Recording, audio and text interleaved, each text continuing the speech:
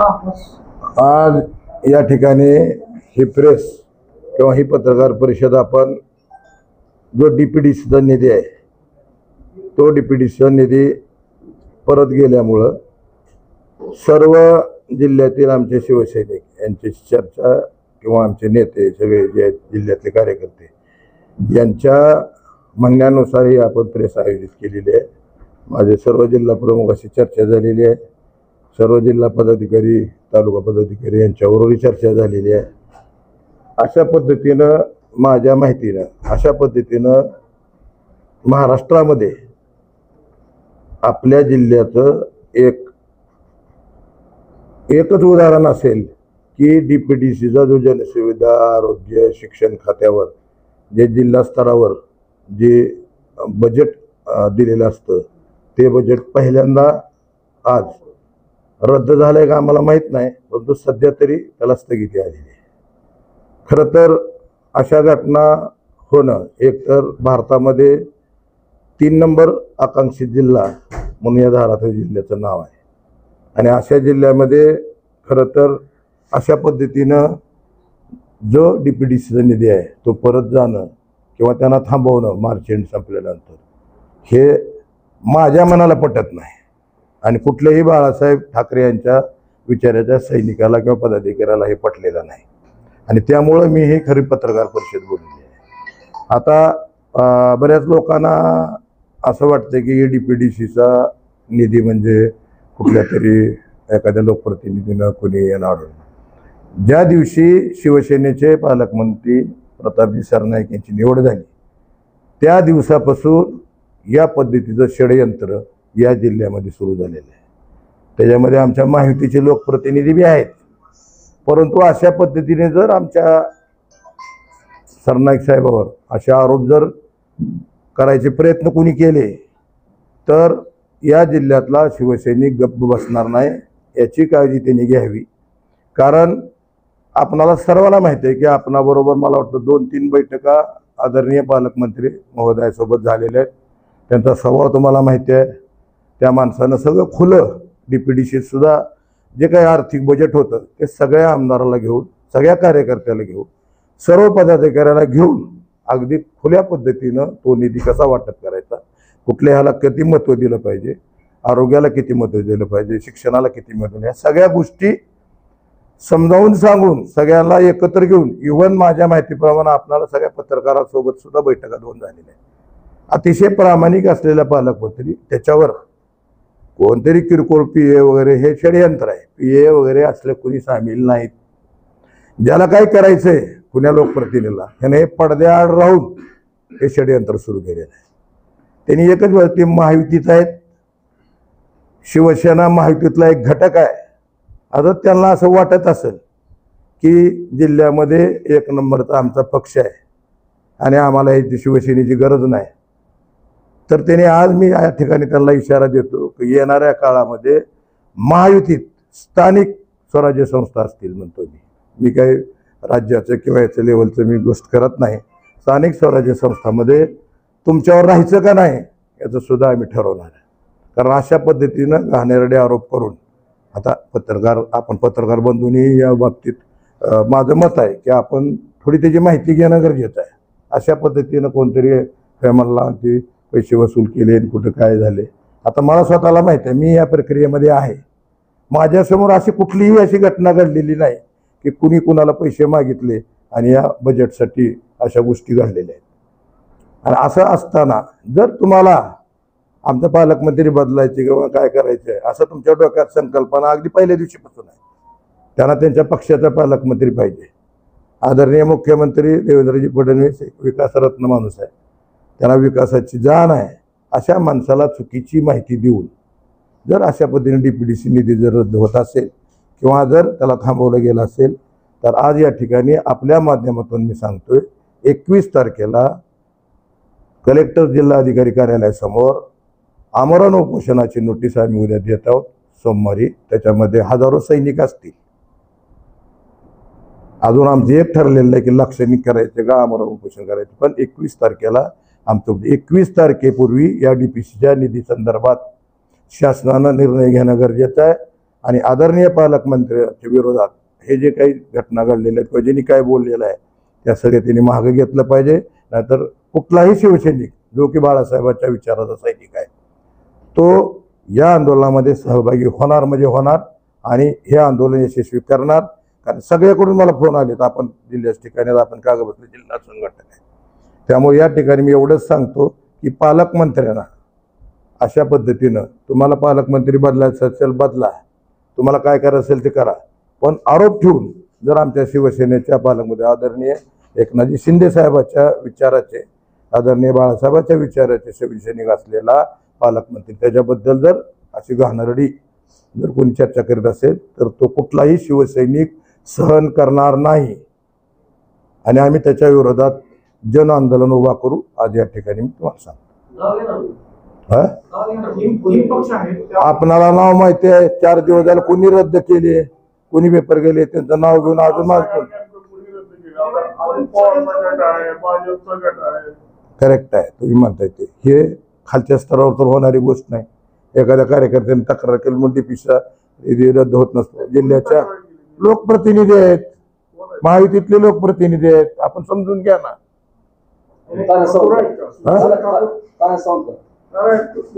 महायुतीमध्ये तानाजी सावंत नाहीत. फडणवीस साहेबाला कोण बोलू शकते बघा.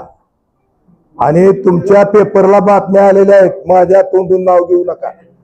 तुमच्या पेपरला बातम्या आलेल्या, विजय पाटलांनी नाव दिलं, तिथं पत्र दिलं आणि तो रद्द केला. हे तुम्हाला सगळ्याला माहिती आहे. तानाजी सावंतांचे म्हणजे हेल्थच्या दृष्टीनं त्यांचा प्रॉब्लेम आहे, ते आजारी आहे, त्यांचं मध्ये ऑपरेशनही झालंय, त्याला विश्रांतीची गरज आहे. आपण ते पुण्याला राहतात तेव्हा बऱ्यापैकी मलाही माहिती नाही पुढे काय म्हणजे त्यांचे विषय. जो निधी होता अन्यायकारक प्रमाणात म्हणजे वाटप करण्यात आला. विरोधी पक्ष म्हणजे खासदार आणि विरोधी पक्षात 2 आमदार 10% असं काहीतरी म्हणजे कामाचं वाटप करण्यात आलं. बरोबर आहे. हा विद्यमान म्हणजे तुमच्या महायुतीमध्ये त्यांना 15% आणि एकट्या पालकमंत्र्याला 40% काम असं काहीतरी अन्यायकारक वाटप केल्यामुळे काहीतरी अजिबात नाही. तुम्ही ह्या सगळ्या चर्चा आहेत लक्षात घ्या, चर्चा आहेत, अफवा आहेत. हे जो क्रायटेरिया आता डीपीडीसीच्या निधीचा हा वरिष्ठ मुख्यमंत्री उपमुख्यमंत्री यांनी ठरवून दिलाय. जरी तो विरोधी पक्षाचा लोकप्रतिनिधी असेल तर त्याच्या मतदारसंघामध्ये काही विकासाची कामं त्यांना करावी लागतात आणि त्याच्यासाठी त्या विरोधी पक्षात सुद्धा टक्केवारी कमी जास्त असेल त्याला 10% 12% निधी द्यायचं ठरलेलं आहे. म्हणजे सत्तेतले लोकप्रतिनिधी त्याला 3-4% जास्त असेल आणि पालकमंत्र्याचाच पूर्ण हक्क आहे ना, त्याला 40% नाहीतरी पालकमंत्र्याचा इथं मतदारसंघ नाही ही लक्षात घ्या तुम्ही. 60% पालकमंत्र्याला असं कसं म्हणता येईल तुम्हाला. 60% म्हणजे काही जिल्हा प्रमुख आहेत, काही लोकप्रतिनिधी आहेत, काही पदाधिकारी आहेत, ह्यांना 2% 5% त्यांना द्यावा लागतंय निधी. त्या हिशोबाने त्यांनी तो निधी ठेवलेला असेल 60% 50%. पण निधी अगदी जे ठरलेला आहे वरिष्ठ पातळीवर त्या पद्धतीने निधी वाटप केलेला आहे. पालकमंत्र्याचा काही निधी खासदाराला दिलेला आहे का? दिलाय ना, लोकप्रतिनिधी आहे खासदार, द्यावाच लागतंय नियमानं. नाशिक चाललंय की आपल्या महायुतीमध्ये जे लोकप्रतिनिधी आहेत त्यांनी त्यांच्या मतदारसंघ सोडून इतर मतदारसंघासाठी पण काय निधी मागितल्यामुळे काय तरतूद नसले असं चर्चा चालू आहे. अतिशय महत्वाचा प्रश्न आहे, आम्ही ह्याच्यावर बोलणार होतो. काय झालंय आजकाल माहिती आहे का की प्रत्येकाला वाटायला लागले कुठल्या लोकप्रतिनिधी जिल्ह्यामध्ये मी नंबर 1 आहे.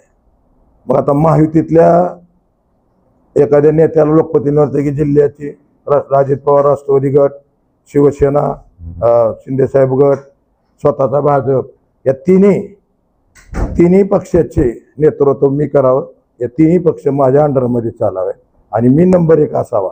तसंच महाविकास आघाडीमध्ये सुद्धा वाटते की मी जिल्ह्याचा खासदार आहे, मी जिल्ह्याचं नेतृत्व करतोय. मग माझ्यावर राष्ट्रवादी काँग्रेस असेल किंवा हे असेल तर ती मी नंबर 1 आहे. या नंबर 1च्या वादामध्ये खरं तर ही जिल्ह्याचं नुकसान माझ्या लक्षात आहे. नंबर 1 कोण आणि नंबर 1च्या नेतृत्वाखाली सगळं चालावं, बाकीच्यानी त्यानं जसं म्हणत तसं ऐकावं. मग तुम्ही म्हणजे सांगितला प्रश्न विचारला तो की माझा कळंब धाराशिव मतदारसंघामध्ये मी माझा हक्क आहे, तुळजापूरमध्ये माझा हक्क आहे, उमरग्यात मी सांगितलं तसं व्हावं. हे त्यांचा दोष नाही. काय झालंय आज महायुतीमध्ये लक्षात घ्या की महायुतीमध्ये काही लोक जी नंबर 1चा व्यक्ती म्हणून जिल्ह्यामध्ये महायुतीचा मिरवतोय. त्यांनी काही लोक शिवसेनेत पाठवलेत, काही राष्ट्रवादीत पाठवलेत, हे त्यांचे बगल बच्चे आहेत. आणि त्या पक्षामध्ये जाऊन तिथलं जे वातावरण आहे त्या पक्षातलं कसं बिघडवायचं आणि माझा पक्ष नंबर 1 कसा करायचा, पण हे सगळ्यांच्या लक्षात आलेलं आहे. शिवसैनिकाच्या तर पूर्ण लक्षात आलेलं आहे की बाबा काय चाललंय पक्षामध्ये. त्यामुळं आदरणीय पालकमंत्री जे आहेत त्यांच्या संबंधात जो असली काही अफवा चर्चा उठायलेत, त्या संदर्भात मी त्यांना आज तुमच्या माध्यमातून इशारा देतोय की अशा पद्धतीनं जर तुम्ही पालकमंत्र्याच्या बाबतीत किंवा आदरणीय आमचे नेते एकनाथजी शिंदे साहेब यांच्या बाबतीत जर अशा पद्धतीनं काही चुकीचे तुम्ही स्टेटमेंट दिले किंवा DPDC निधी जर तुम्ही माघारी पाठवला तर या बाबतीत जिल्ह्यामध्ये एक मोठं जन आंदोलन उभा करायचं काम मी जिल्हा संघटक म्हणून आज या ठिकाणी जाहीर करतो. प्रश्न आहे, पालकमंत्री बदलण्यासाठी काय सुरू आहे म्हणजे तयारी पालकमंत्री दुसरा पाहिजे? ज्या दिवशी प्रतापजी सरनाईक यांनी पालकमंत्री म्हणून आपल्या धाराशिव जिल्ह्याचा चार्ज घेतला त्या दिवसापासून ही षडयंत्र चालू आहे. पालकमंत्री आपणाला माहिती आहे, आपण त्यांचे स्टेटमेंट ऐकलेत, आपल्या पत्रकार परिषदेमध्ये त्यांनी बोललेले आहेत. सुरुवात झाली तुळजापूरपासून. तुळजापूरमध्ये ज्या दिवशी की तिथं हे जे ड्रग्जचं रॅकेट होतं ते रॅकेट उघडावं म्हणून पालकमंत्र्यांनी जो सज्जड दम दिला, मग त्या सगळे अधिकारी होते पोलीसचे, त्या अधिकाऱ्याला सांगितलं. त्यांनी त्याच्यामध्ये एक वाक्य वापरलं होतं, लक्षात घ्या. त्या वाक्याचा राग तिथल्या लोकप्रतिनिधी झाला. तिथे एक वाक्य असं वापरलं होतं त्यांनी, याच्यामध्ये कोण राजकीय असेल, कोण प्रतिनिधी असेल, कोण पदाधिकारी असेल किंवा कोणी लोकप्रतिनिधी असेल, हा शब्द वापरला होता. त्याला कोणालाही सोडायचं नाही आणि ते म्हणणं बरोबर होतं. त्यांच्या आम्ही मताशी सगळे ठाम होतो की अगदी बरोबर आहे. कारण एवढं मोठं रॅकेट चालतंय म्हणजे छोट्या मोठ्या लोकांचा हात त्याच्यामध्ये नसतो, कारण एवढं सोपं नाही. आज लक्षात घ्या तुम्ही, महाराष्ट्रामध्ये पुणे, मुंबई, नाशिक असे जे मेट्रोपॉलिटन सिटीमध्ये आहे, या ठिकाणी अशा पद्धतीचं ड्रग विकणं जाणं, तिथली आर्थिक परिस्थिती आहे. हा जिल्हा दुष्काळी जिल्हा आहे. आज उस्मानाबाद जिल्ह्यामध्ये सुद्धा 1-2 लोक आहेत जे की उस्मानाबाद शहरामध्ये सुद्धा करतात. ही तरुण पिढी नुसती मुलंच नाही, आज महिला मुली सुद्धा त्याच्यामध्ये नाव आलेले आहेत. आपणाला माहिती आहे 16 महिलांचे नाव आले. हे सोपं नाही, लक्षात घ्या. जे 1 ग्रॅम 3,500 रुपये किंमत आहे असं समजते त्या 1 ग्रॅमची, मला सांगा तर त्या 3,500 रुपयाला. आणि वैशिष्ट्य आहे त्या व्यसनाचं, ते जर व्यसन एकदा लागलं किंवा त्यानं जर अधीन झाला तर त्याला दुसऱ्या दिवशी ते काय कोकीन काय विषय आहे तुम्हाला माहित नाही, तर ते जर घेतल्याशिवाय त्याला करमत नाही. शेवटी अक्षरशः तो मृत्यूच्या दाड्यात जायच्या प्रयत्नात असतो. अशा ड्रग्सच्या ह्याच्यामध्ये आता या ठिकाणी खरं तर संतोष ही अभिनंदन करावं लागतं. या सगळ्या गोष्टीचा अगदी बारकाईनं अभ्यास केलाय. पण त्या दिवशी ही जी वाक्य बोललं गेलं आणि त्या दिवसापासून मला माहिती आहे की काय षडयंत्र चालू आहे. लोकप्रतिनिधी तुळजापूरचा कोण आहे? एकच असते.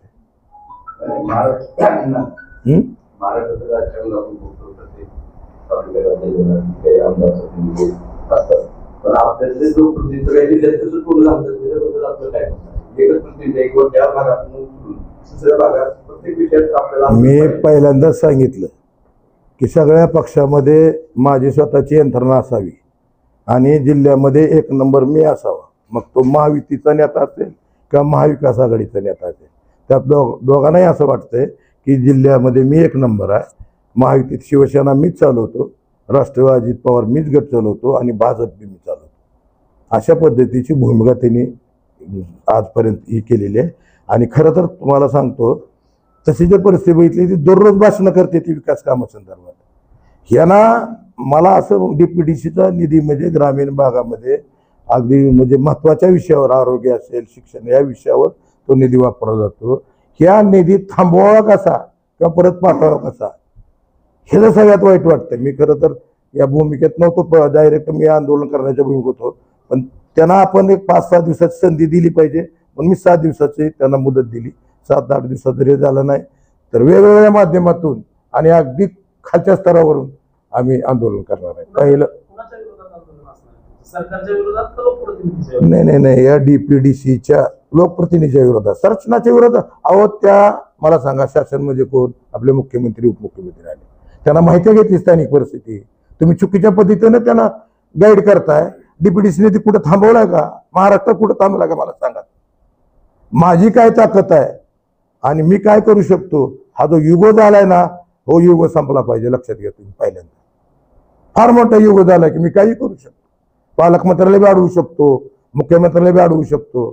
ही पद्धत बरोबर नाही आणि याला कुठेतरी थांबवणं गरजेचं आहे. याच्यावर विरोधी पक्षाचे सुद्धा लोकप्रतिनिधी बोलायला तयार नाही. खरं तर याविषयी त्यांनी घेतले पाहिजे व डीपीडीसी निधी का परत घ्या. अशा प्रकरणात पालकमंत्री तसे बोलल्यामुळे ही म्हणजे मोठी आहे. नाही मी एक उदाहरण सांगितलं. एक घटना अशा अनेक घटना घडलेत की तुम्ही विरोधी पक्ष लोकप्रतिनिधींना तुम्ही निधी दिला का दिला, असं नाही ना चालत. लोकप्रतिनिधी म्हणलं तर त्या मतदारसंघामध्ये त्यांना निधी द्यावाच लागतंय. पण तो क्रायटेरिया ठरलेला आहे वरच्या स्तरावर. मुख्यमंत्री उपमुख्यमंत्र्यांनी ठरवलेलं मला आहे. असं म्हणायचंय की सत्तेतला शिवसेना पक्ष असताना माहितीच्या ही बाब तुम्ही पक्ष नेतृत्वाला सांगून करताय का त्यांच्या परस्पर करताय का समन्वयाला करताय? हे पक्ष नेतृत्वाला सांगा. माझ्या जिल्ह्याचा विषय आहे, माझ्या जिल्ह्यामधला विकास निधी आहे. पक्ष नेतृत्वाला माहित होईल ना की आमच्या इथलं डीपीडी, त्याला कसं माहिती होणार आहे की डीपीडीसी निधी परत गेलाय, थांबवलाय, काय जे झालंय ते. आमच्या डोक्यात एकच आहे की हा विकास निधी तुम्ही तात्काळ डीपीडीसी मधला जे काही कामासाठी दिलेला आहे, तुम्हाला माहिती आहे का याच्यामध्ये छोटे मोठे गुत्तेदार आहेत, छोट्या मोठ्या लोकांनी कामं घेतली, 10 लाखाची कामं आहेत. मला सांगा ना, अगोदर मुळामध्ये दुष्काळी जिल्हा माझी झाली ना चर्चा त्यांच्यावर झाली. रेस घ्या म्हणले तुम्ही, आपण आंदोलनामध्ये सगळे सहभागी आहेत. पनुरे असेल जिल्ह्यातले, अहो शिंदे साहेबांची परवानगी घेत असतात का पाठक साहेब? तुम्ही प्रश्न कसे विचारला? हा विषय स्थानिकचा, हा राज्याला स्तरावरचा प्रश्न नाही. अहो असू द्या ना, सत्ताधारी म्हणजे काय आम्ही काय विकायची काय? सत्ताधारी असलं म्हणजे काय? अहो नाही तरी शिवसेना कधी सत्तेची भुकेली नाही किंवा सत्तेत नव्हती बी. विरोधात आम्हाला विरोधात नाही नाही पालकमंत्र्याला आम्ही हा विचाराचा संबंध नाही. आमच्या पक्षाचा पालकमंत्री आहे आणि जर आमच्या पक्षाच्या पालकमंत्र्याची बदनामी कोण करत असेल तर शिवसैनिक थांबणार नाही. लक्षात घ्या. पालकमंत्र्याला विचारायची काय गरज आहे? आम्ही या स्थानिकला राहतो, आम्ही शिवसैनिक आहोत आणि स्थानिकला अशा पद्धतीनं जर आमच्या शिवसेनेच्या पालकमंत्र्यावर असे आरोप केले जात असतील तर आम्ही थांबणार ना. विचारणा होईल, उद्या झाल्यावर बघू, विचारणा करू झाल्यावर. आणि जर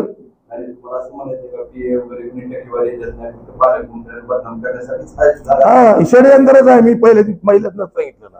हे चर्चा आहे त्या खाली आणि ह्यानं त्याला म्हणायचं, त्याने ह्याला म्हणायचं, ह्याच्यामध्ये हे चर्चा झालेली आहे.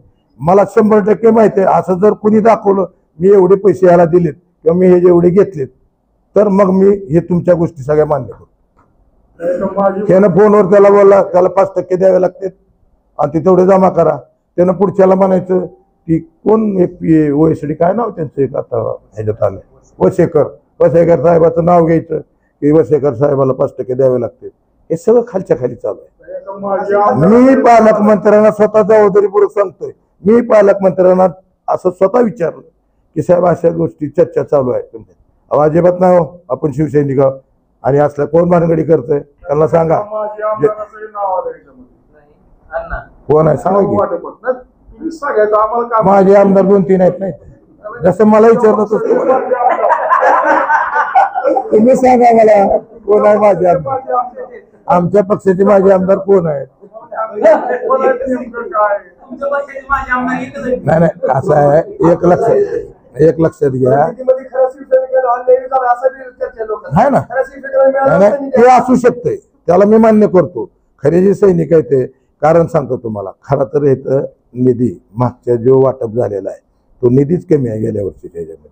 268 कोटी म्हणजे नगण्य निधी आहे. त्याला प्रेफरन्स देऊन कोणत्या महत्वाची कामं आहेत, कुठल्या ह्याला दिले पाहिजेत पैसे, याचा अभ्यास करून सगळ्याची चर्चा करून हा निधी वाटप केलेला आहे. ही जी शिवसैनिकापेक्षा इतर जास्त निधी मिळाला आहे अशी खतखत आहे लोकांना. शिवसैनिक म्हणजे लोकप्रतिनिधी का शिवसेनेचे पदाधिकारी? अहो ऐका की त्याच्यात नुसते शिवसैनिकाला निधी देता येत नाही हो. पालकमंत्री म्हणजे पूर्ण जिल्ह्यातले जेवढे पक्ष आहेत किंवा लोकप्रतिनिधी आहेत. काय झालंय, ठाकरे गटाच्या शिवसैनिकांना 20% मिळालं काम, बरोबर आहे का? नाही नाही कोण सांगितलं 10% प्रमाणात कसे? खासदार 10%, दोन आमदार 10% आणि राणा पाटलाला 20% काम अहो. मिळालं आणि पालकमंत्र्याला 40% काम मिळालं. असं तुम्ही संबंधित कामाचं वाटप झालंय. ती एकत्र करायला लागला विषय कसा आहे की उमरगा मतदारसंघ त्याने जी सांगितलं आलं लक्षात त्यांचं बोलणं उमरगा मतदारसंघ वेगळा आहे, तिथला जो लोकप्रतिनिधी त्याला 10% मिळणारच ना. इथं कैलास पाटील आहेत, त्या कैलास पाटलाला मिळाले आणि जिल्ह्याचं ओमराजेंना मग 30% जाणारच ना, लोकप्रतिनिधीवर अवलंबून आहे ते. हा आता यांचं जी म्हणणं आहे ना ते रास्त आहे की खरे जे सैनिक आहेत शिंदे साहेबाच्या, आता आमचा लोकप्रतिनिधी सावंत साहेब एकच आहे जिल्ह्यामध्ये आजच्या पोझिशनला. आमचे पण चौगुले नाही माझी आमदार म्हणून त्यांना निधी मिळाला, 20% मिळाला असेल, 5-10% फरक पडणारच आहे त्याच्यामुळे. आणि डायरेक्ट काही पदाधिकारी समजा आता आम्ही काही सांगितलं होतं बाबा इथलं चिलवडीचा विषय आहे असा विषय आहे, आम्हालाही मिळालेलेच आहे ना निधी, डायरेक्ट दिलाय ना निधी आम्हाला दिलाय ना त्यांनी. कमी जास्त असेल 1-2 कोटी रुपये असतील पण दिलेले आहेत लोकांना. भाजपच्या नेत्याचं असं म्हणणं आहे की पालकमंत्री नवीन आहेत, त्यांना माहित नाही कुणाला कामं द्यायचं कुणाला करायचं आणि काय नेमकं करायचं. भाजपचे हा. असं कोण म्हणते भाजपचा नेता कोण? तुम्ही त्यांचं नाव घेतलं ते तुमचं नाव घेत नाही. नाही ऐकून घ्या, भाजपचा नेता एकच आहे जिल्ह्यामध्ये. मी भाजपमध्ये काम केले 5 वर्ष. ऐकून घ्यायची मानसिकता नसते त्या नेत्याची. त्यांना हजारा सांगितले की बऱ्याच गोष्टी कार्यकर्त्याकडून सुद्धा आपल्याला माहिती मिळते, पण तसं होत नाही. ते एकली कार्यक्रम आहे आणि हुकुमशाहीसारखं वागणं आहे आणि त्याच्यामुळं या पद्धतीचे होते. आणि मी 1 नंबर आहे, माहितीतले सगळे पक्ष म्हणजे मीच चालवतो अशी भूमिका आहे. आता आपण बघितलं की लोकसभेला तिकीट घेतलंच की तिने राष्ट्रवादीतून घेतलं, इथून आता काल परवा भाजपच्या तालुकाध्यक्षाला कळमधून दिलं. त्याची पॉवर आहे त्या माणसाची, ताकद आहे त्या आता माणसाची. सध्या ते कुठे भाजपमध्ये आहेत का सेनेमध्ये आहेत? कोण आता निवडून हे त्यांनाच माहिती, तुम्ही त्याला विचारलं पाहिजे. ती कुठं काम करते, कोणाच्या नेतृत्वाखाली काम करते, कुठं आहेत महत्व नाही हो. आजकाल इथं काय झालंय की कुठल्याही पक्षात राहा, कुणाच्याही नेतृत्वाखाली काम केलं पाहिजे ही भूमिका पदाधिकारी झाली म्हणजे मग त्याचं चालतंय. मग इथे किती गट आहेत शिवसेनेचे सध्या आता? गटपीट काय नाही हो, शिक्षणात काय विवेकाचे नेतृत्व म्हणतात ते. विचार वेगवेगळे असतात, गटवत असते त्याला विचार. हा. शिवसेनेतल्या रस्त्याला निधी आलाय किती दिवसांनी. 140 कोटी. रस्ते नीट व्हावे म्हणून आंदोलन करायसाठी शिवसेना तरी आणि आता हे सगळं सेवाचं हे सगळं कामाचं हे विषय आहे. नाही त्या संदर्भात आंदोलन असं कोण म्हणलं आंदोलन? लोकांमध्ये कोण आंदोलन केले? शिवसेनेने झाली. कोणती शिवसेना? विकासासाठी नाही कोणत्या शिवसेनेनं आंदोलन केलं? कोणत्या शिवसेनेनं आंदोलन केलं? सेना 2 आहेत. गावातल्या रस्त्यासाठी शिंदे सेना अहो. का करत नाही असं लोकांचं म्हणणं आहे. शिवसेना आता हे आंदोलन तर काय नाही पण हे तुम्ही हे आता मला तुम्ही सांगा, तुम्ही कशासाठी राजकारण किंवा तो 2च मिनिट. आजपर्यंत आपल्या जिल्ह्यामध्ये किती निधी आला गेल्या वर्षी मला सांगा. घटना तर मला मी 4 सांगतो. 140 कोटीचा निधी पडूनच आहे. कशासाठी पडून आहे? पैसे आले नाहीत असं नाही ना, ह्याच्यात श्रेयवाद महत्वाचा आहे आणि मी जी म्हणल तीच व्हायला पाहिजे. ही असे विकास कामाला अशा गोष्टी चालत नाही. तुम्ही समजा एखाद्या लोकप्रतिनिधीनं लक्षात घ्या, तुम्ही एखाद्या लोकप्रतिनिधीने 100 कोटी आणले, समजा त्याच्या विरोधातल्या लोकप्रतिनिधीनं 200 कोटी आणावे, परंतु जी आलेल्या कामाला किंवा आलेल्या विकास कामाच्या पैशाला जर अडथळा आणला किंवा अडवणूक केली तर जिल्ह्याचं नुकसान होणारच आहे ना. आता ह्या गोष्टी बंद झाल्या पाहिजेत.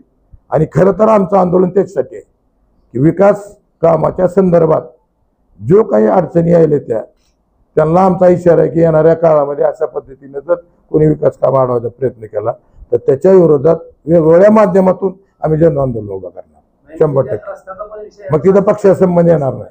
हा, रस्त्याचा पण विषय ह्याच्यात असणार आहे का फक्त ह्या त्याच्यामध्ये रस्त्याचे डीपीडीसी मध्ये विषय नाही. 140 कोटी निधी पण विषयासोबत तो विषय असणार असणार आहे ना, असणार आहे की शहरामधले रस्ते. अहो नाही शहरामधले जे रस्ते आहेत, शहराच्या रस्त्यासाठी निधी आलाय मग पण त्याची कामं ही काय आज विचारायला ना मीच विचारायलो ना. ही भूमिका खरं तर ही जी प्रश्न आहेत ना, विरोधी पक्ष म्हणून जी काम करतात त्यांनी विचारलं पाहिजे. तुमच्या माहिती सांगतो ही सगळे एकत्र आहेत. ज्या दिवशी यांच्या निवडणुका येतात लोकप्रतिनिधी म्हणून त्यावेळी सगळे एकमेकाला ऍडजस्ट होते. फक्त खालच्या कार्यकर्त्याला ते विषय कळू देत नाहीत. सगळे एकत्र आहेत. उभाटा एकत्र आहे, भाजप एकत्र आहे, सगळे एकत्र आहेत. आपण ही तुम्ही जी भूमिका घेतली या गोष्टीसाठी जनतेनं आता जमिनीवर उतरणं गरजेचं आहे, लक्षात घ्या. मग तुमची नगरपालिका राहू द्या, पक्ष विरहित तुम्ही उतरायला पाहिजे. चांगले लोक फक्त म्हणतात काय ती रस्तेच होणार. अरे तुम्ही कधी उतरणार आहोत त्याच्यामध्ये? तुम्ही स्वतः भूमिका घ्यावी लागेल. आता 140 कोटी निधी तुम्ही पडलाय माहिती आहे का शहरात? हो, कोणामुळे रखडलाय? 140 कशामुळे रखडलाय? श्रेयवादामुळे रखडलाय. त्या दोघं आहेत ना श्रेयवाद. तुळजापूरचे लोकप्रतिनिधी आहेत, इथले लोकप्रतिनिधी आहेत, लोकसभेचे खासदार आहेत, सगळेच आहेत ना त्याच्यामध्ये. अण्णा एक असा विषय आहे, सावंत साहेब नाराज आहेत आणि ते भाजप म्हणजे फडणवीस साहेबांना भेटायला गेले होते. काय प्रकार आहे? ह्या विषयाचं नॉलेज आमच्यासारख्या एखाद्या जिल्ह्याच्या कार्यकर्त्याला विचार. सावंत साहेबाला विचारा ना तुम्ही, तुम्ही खरंच नाराज आहेत का? नाही, प्रश्न आहे तुमचा बरोबर, परंतु त्या बाबतीत आम्हाला माहिती असणं म्हणजे ही नाही ना, शक्य नाही.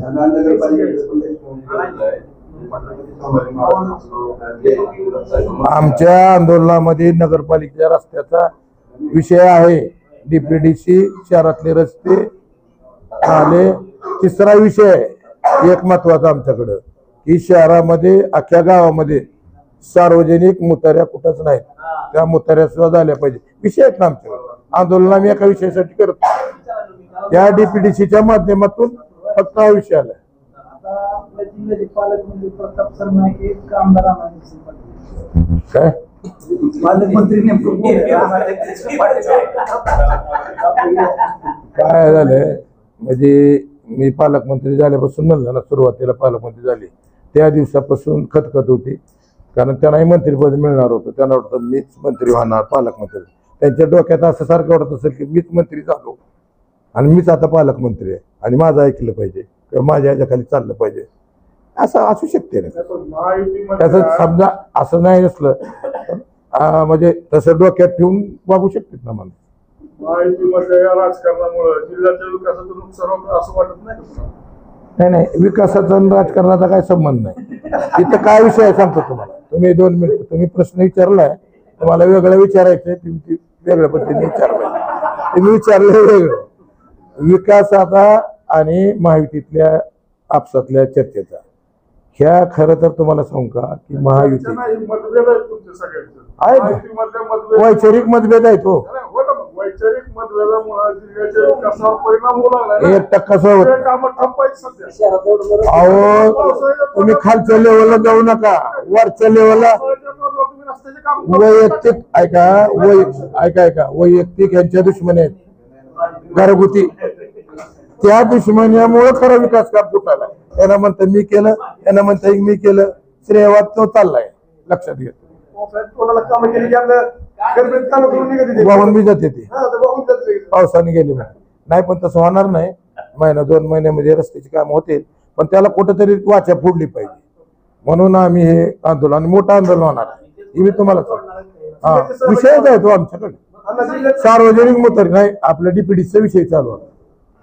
तुम्हाला गडबड आहे ना उठून जायची, पण दुसरा विषय ऐकायचा ना.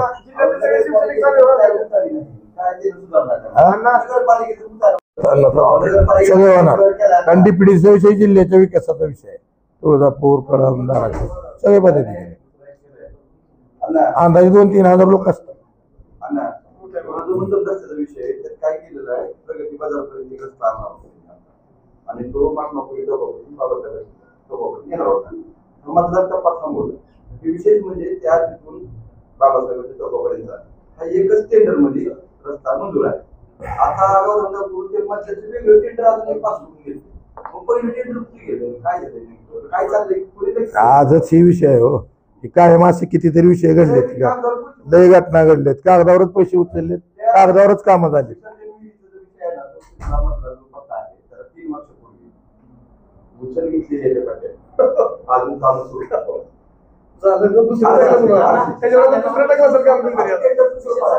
संपले की 4 विषय होते आमचे. महाराष्ट्रातील ताज्या बातम्या पाहण्यासाठी आमच्या यूट्यूब चॅनेलला सबस्क्राईब करा. इंस्टाग्राम आणि फेसबुकवर हा व्हिडिओ पाहत असाल तर फॉलो करायला विसरू नका.